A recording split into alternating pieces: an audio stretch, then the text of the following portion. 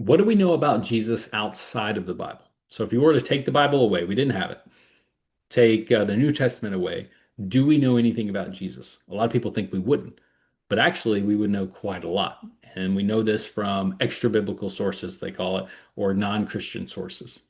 All right. So from this, we would know Roman and Jewish historians, they've written that Jesus was a real person. He lived and breathed. He lived in Israel, right? So we have historical facts that Jesus actually was a real person. Now, it doesn't prove he's God yet, but it does prove that he lived and breathed. He lived in Israel in the first century.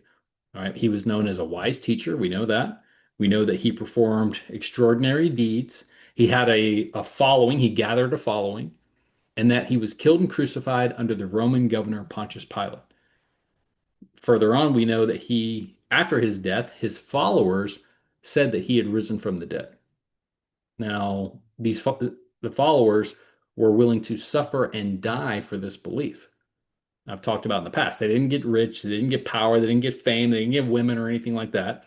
They got beaten, exiled, jailed, and killed. People don't die for a lie. They don't. And they might mistakenly die for something they think is true, but if anybody was in the position to know whether this is true or not, it was certainly the disciples. Now, we also know that the early church exploded in growth at that time in the same city where Jesus was killed.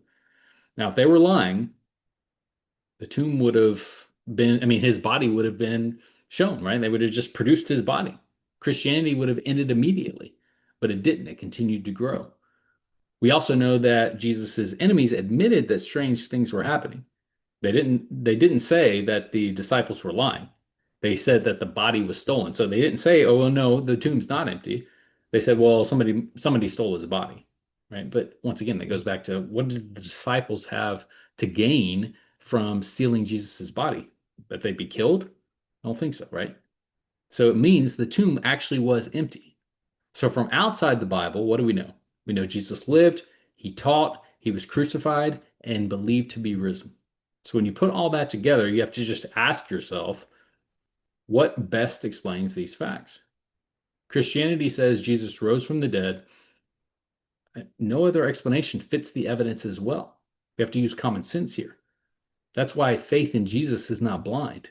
It's based on real history, real evidence, and real truth.